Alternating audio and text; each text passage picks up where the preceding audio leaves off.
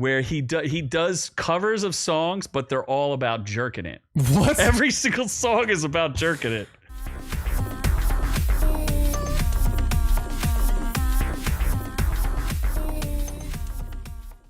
But what I do recommend, and is our premium Ricky Stanicky.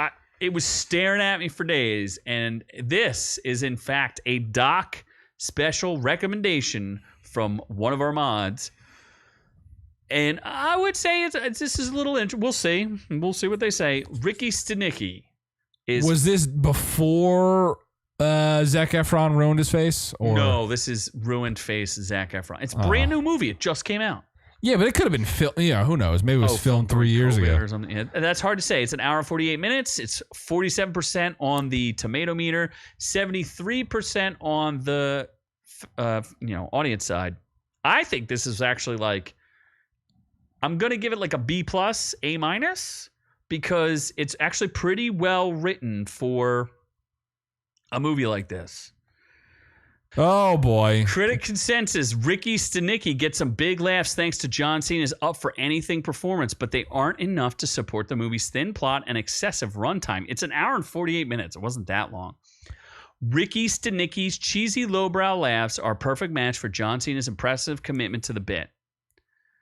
And this stars Zac Efron, Jermaine Fowler, Andrew Santino, and somebody else. Jeff Ross shows up in it, and then William H. Macy's in it, along with John Cena steals the show.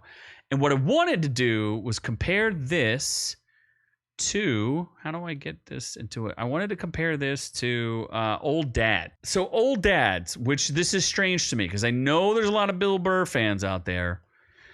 The critics hated it, and the audience has it at 85%. So 25% on the critic side, 85% on the audience side. I think Ricky Stanicky is better than Old Dads. Old Dad, it's the same trope. It's two white guys and a black guy and one professional comedian. It's literally the same kind of like setup, right? But Old Dads is completely confused as to what it wants to be. And the script doesn't really make a lot of sense. And it's basically Bill Burr being like, I'm an angry, mean guy. But because people are woke now, I should be less angry and mean. Because he's a bitch. Whereas Ricky Stanicky is a totally different... I mean, Who is Ricky? Here's the premise. There's three friends, and they when they're kids, they got into trouble. So they blamed the trouble on an imaginary person they made up. They just made up a name, Ricky Stanicky. So then they use that guy they use Ricky as a ploy for them to get out of any type of trouble or take like secret vacations and do whatever they want. They just say, hey, Ricky told us to do that. So finally it comes to the point where they need Ricky to show up in person, and they hire John Cena, who's an actor, to play their best friend, Ricky Stanicky. Okay. And then it turns insane because John Cena is insane. He's like his job. I think he works in AC. He works in Atlantic City, and he has a one-man band where he does covers of songs, but they're all about jerking it. What? Every single song is about jerking it. And they hire this man. Yeah, it's insane. It's very funny. Oh boy, I kind of want to watch it now. I'm telling you, it's very good. And John Cena steals the show. I really liked him in Peacemaker, but in this, he's fantastic. And I guess my point is, I'm not a John Cena fan by any stretch of the imagination, but much like Dave Bautista, I am learning to like him. I think John's brought certain sincerity to his performances that I like. John Cena was made for comedy. This guy, I'm shocked how good he is in this. I was going to say, yeah, John Cena is a comedic actor. Dave Bautista is more drama. He does do some comedic stuff, too. He tried to, at least, Dave Bautista. Remember he had that, like, undercover movie? I know, but he's better in drama. I like him better in drama. I liked him in Dune. I just think he's a good actor. This, though, John Cena was made for comedy. Wow. He just commits to everything in this, and he's so good. It's hysterical. It's a good movie.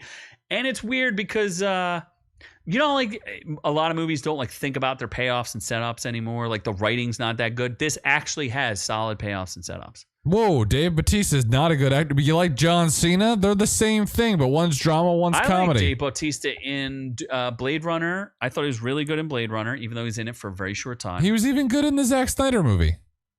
And I like him as Drax. The Zombieland thing, or not zombie thing? Army of the Dead. He was. Oh yeah, I liked him as a lead in Army of the Dead. I thought he was pretty good. He's a solid actor. Yeah, we've seen like almost every movie he's ever been in, so he's solid. He's fine. I don't know that he's like anything better than that. John Cena knows his place.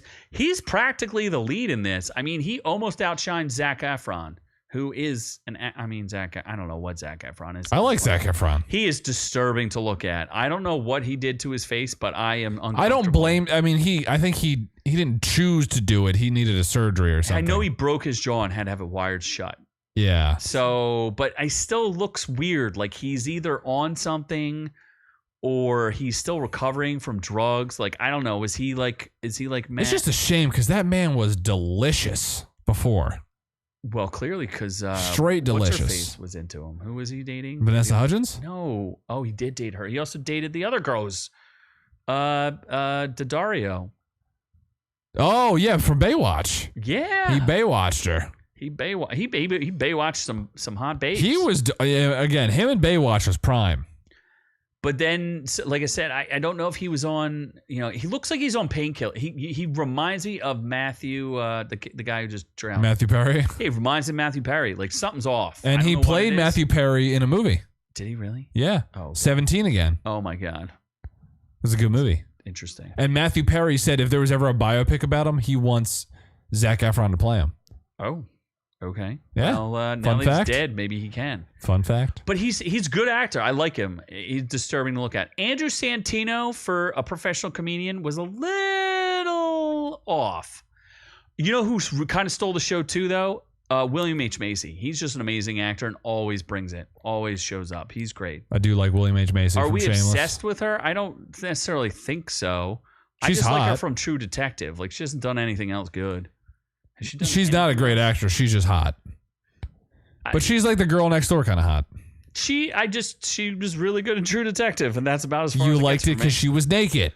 I mean, maybe She was kind of a trash appreciated whore her in acting. But William H. Macy is so funny. You will never. I don't want to spoil the joke, but there's a joke in this. You have to watch it to the end too, because there's an outro thing to it.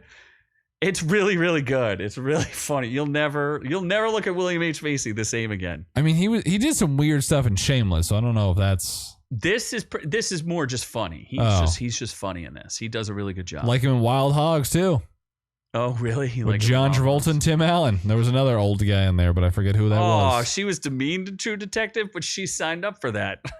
I mean, she made the choices. She was good in Percy Jackson. Well, I never saw that, so I don't know. She was good in I forget what. I else mean, she it was is in. demeaning to work with Woody Harrelson like that, but at the same time, she's a grown woman. No one forced her to do that. That is true. He's absolutely fantastic in Fargo. Absolutely, yeah. Shameless. He's a great Except actor. the last season sucked. The ending was terrible. Of Shameless. Absolute hot garbage. Why did you not rant about it?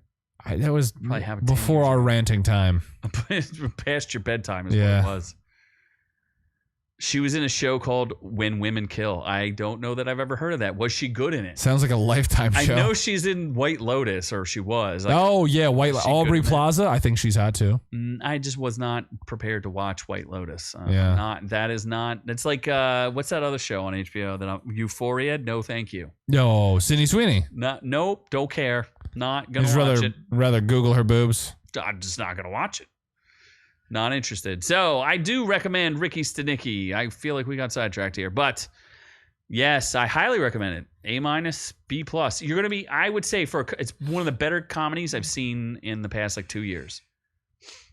So, did we watch Feud? What the hell is Feud? I don't know what that is. You would probably. Yeah, I've never even heard of Feud. So, but if you recommend it, maybe we will watch it. Is it old or is it new? I'm gonna guess it's old. How old? Family Feud. I have seen Family Feud. I've seen an episode or two. was specifically Steve Harvey. I mean, you can't watch it without Steve Harvey. I'm pretty sure there's been like 10 hosts before that. Steve Harvey's the only one. He's the magical Negro that keeps it going. Oh my God, you and that. You need to stop. You could tell us a little bit more about, we'll have to look it up, the feud, or just feud. Maybe it's not the feud. Because I think that's what they changed, Family Feud. Feudal Japan? That's a thing too. Yeah. So anyway, I think that's all we have for you guys tonight. We will be watching Godzilla and Kong. What else are we watching? I may see Ghostbusters. Unclear. I did start watching X-Men 97. Roadhouse. I may have we will review Roadhouse for you next week. I will also throw in my review of the original Roadhouse. Maybe you should have a Roadhouse versus Roadhouse. The Road Off versus Roadhouse. It's a show about feuds between Betty Davis and Joan Crawford. Obviously Betty Davis wins. Does she? Or no, that's Betty White. Never mind. What? I don't know who Betty Davis is. I don't. I know who Joan Crawford is, I think. Oh, Capote versus the Swans in New York High Society. Okay. I know who Truman Capote is. I've read his books. Philip Seymour Hoffman. He did a good job of playing Capote. Oh, he's not Capote? No, Truman Capote is a writer. Not Philip Seymour Hoffman. No, Philip Seymour Hoffman played him in a movie. I thought they were the same thing. He has a very distinct voice. I thought they were the same thing. Oh, okay. You just thought he daylighted as Truman Capote. Yep. And wrote books and novels. Yeah. Very interesting. Well, anyway, I think that wraps it up for us here at Our Reviews Will Kill You. Subscribe to our Clips channel. Join our memberships. Every person in chat, I want to see that little star. You know what I'm saying? We love them stars. We do. Yes. What did he ever come out? I forget. I don't think Truman Capote. I don't think he came out. Oh, he's gay? I could be wrong. I could be wrong.